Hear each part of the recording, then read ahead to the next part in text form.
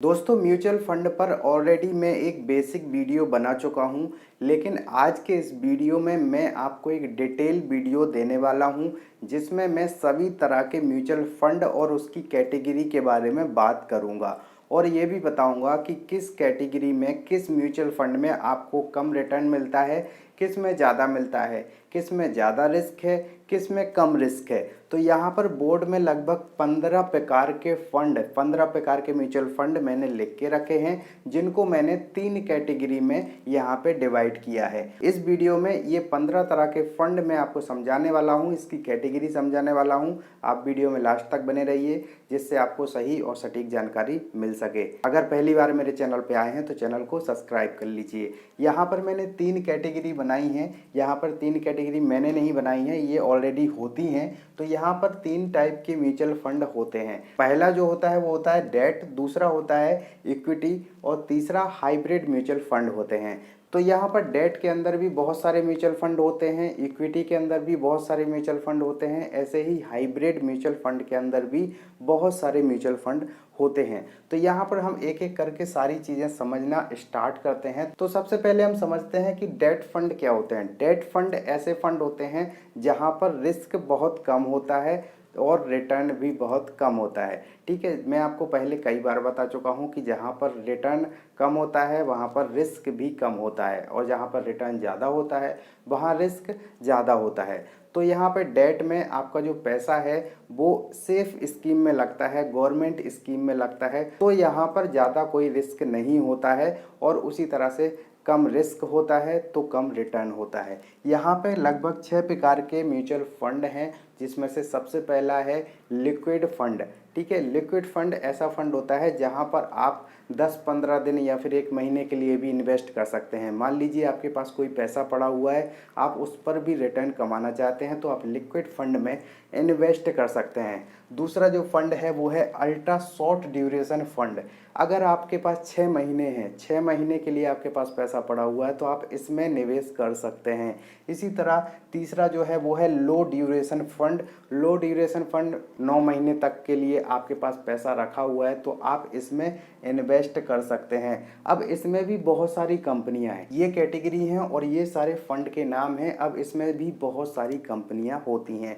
ठीक है, इसी तरह शॉर्ट टर्म फंड होता है। आपके पास 1 साल का टाइम है तो आप 1 साल के लिए शॉर्ट टर्म फंड में अपना पैसा निवेश कर सकते हैं। इसी तरह मिड टर्म फंड होता है, 1.5-2 साल का आपके पास टाइम है तो आप इसमें निवेश कर सकते हैं। इसी तरह गिल्ट फंड होता है, अगर आपके पास 2 साल से ज़्यादा का टाइम है तो आप गिल्ट फंड में निवेश कर सकते हैं। नेक्स्ट कैटेगरी आ जाती है इक्विटी। इक्विटी एक ऐसी कैटेगरी होती है जहाँ पर आपका पैसा जो है शेयर मार्केट में लगता है और शेयर मार्केट में रिस्क ज़्यादा होता है और जहाँ पर रिस्क ज़्यादा होता है वहाँ पर रिटर्न भी ज़्यादा होता है। तो इसमें लगभग 4 प्रकार के फंड यहाँ पे दिख रहे हैं आपको। सबसे पहला है लार्ज कैप फंड।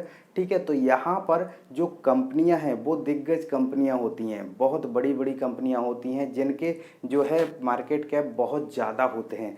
तो यहाँ पर अच्छी कंपनियां हैं तो आपको रिटर्न थोड़ा सा कम मिलता है लेकिन आपको लगातार मिलता है। ये बहुत अच्छे फंड माने जाते हैं। तो अगर आपके पास 3 साल का टाइम है तो आप यहाँ पे लार्ज कैप फंड में अपना पैसा निवेश कर सकते हैं। इसी तरह है मिड कैप फंड, इसमें थोड़ा सा रिटर्न और ज़्यादा होता है और रिटर्न के साथ रिस्क भी बढ़ जाती है। तो आपके पास 5 साल का टाइम है तो आप मिड कैप फंड में अपना पैसा निवेश कर सकते हैं। तीसरा है small cap fund. Small cap fund में रिस्क बहुत ज़्यादा होती है। ये समझ लीजिए छोटी छोटी कंपनियां होती हैं, अगर बंद हो गई तो आपका पैसा डूब जाएगा। लेकिन म्यूचुअल फंड में आपका पैसा एक ही कंपनी में नहीं लगता है, बहुत सारी कंपनियों में लगता है। तो मान लीजिए 100 कंपनियों में आपका पैसा लगा हुआ है, 100 में से 50 बहुत आगे निकल गई, 50 बंद हो गई, तब भी आपको अच्छा खासा रिटर्न मिल जाता है। इसीलिए यहाँ पे रिटर्न ज़्यादा है और रिस्क भी ज़्यादा है। चौथा है फ्लेक्सी या फिर मल्टी कैप। तो इसमें दोनों तरह के फंड आ जाते हैं, तो इसमें भी आप निवेश कर सकते हैं अगर आपके पास 6 से 7 साल का टाइम है तो। तीसरी कैटेगरी आ जाती है हाइब्रिड। हाइब्रिड फंड ऐसे फंड होते हैं जहां पर डेट और इक्विटी दोनों में इन्वेस्ट किया जाता है आपका पैसा।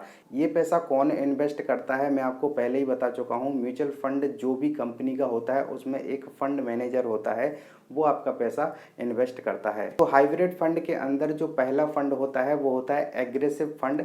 एग्रेसिव फंड इस तरह के फंड होते हैं जहां पर आपका पैसा इक्विटी में ज़्यादा इन्वेस्ट होता है और डेट में कम इन्वेस्ट होता है। होता तो दोनों जगह पर है लेकिन इक्विटी में ज़्यादा होता है। मान लीजिए आपने 100 रुपये इन्वेस्ट किए तो 60 रुपये आपके हो सकता है इक्विटी में इन्वेस्ट हो जाएं और 40 रुपये डेट में, या हो सकता है 70 रुपये इक्विटी में हो जाएं तो 30 रुपये आपके डेट में इन्वेस्ट हो जाएं। तो इस तरह के फंड जहां पर इक्विटी में ज़्यादा इन्वेस्ट हो रहा है और डेट में कम इन्वेस्ट हो रहा है, दोनों में इन्वेस्ट हो रहा है लेकिन इक्विटी में ज़्यादा इन्वेस्ट हो रहा है, तो इस तरह के फंड को हम एग्रेसिव फंड कह सकते हैं। हाइब्रिड फंड के अंदर दूसरे फंड का नाम है इक्विटी सेविंग। इक्विटी सेविंग एक ऐसा फंड है जहां पर सभी तरह के फंड में आपका पैसा इन्वेस्ट किया जाता है, चाहे वो इक्विटी हो या डेट हो। और सेम जो तीसरा है मल्टी एसेट एलोकेशन, इसमें भी सभी तरह के फंडों में आपका पैसा उपयोग किया जाता है, यानी कि इन्वेस्ट किया जाता है।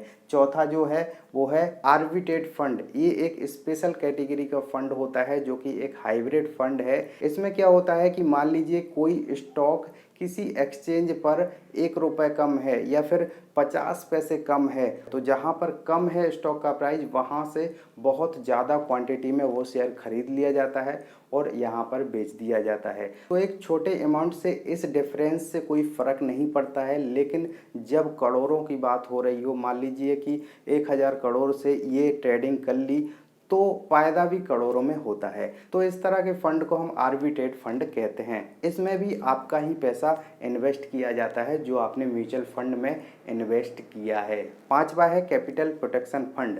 कैपिटल प्रोटेक्शन फंड में आपका कैपिटल हमेशा सेफ रहता है। मान लीजिए आपने 10,000 रुपये किसी कैपिटल प्रोटेक्शन फंड में इन्वेस्ट किए तो आपके 10,000 हमेशा आपको मिलेंगे। इसमें आपको नुकसान नहीं होगा, लेकिन इसमें रिटर्न भी बहुत कम होते हैं। तो ये थे 3 कैटेगरी के लगभग 15 फंड। अगर आपको इन्फॉर्मेशन अच्छी लगी हो तो वीडियो को लाइक कर दीजिए। कोई चीज़ समझ में ना आई हो तो कमेंट कर दीजिए।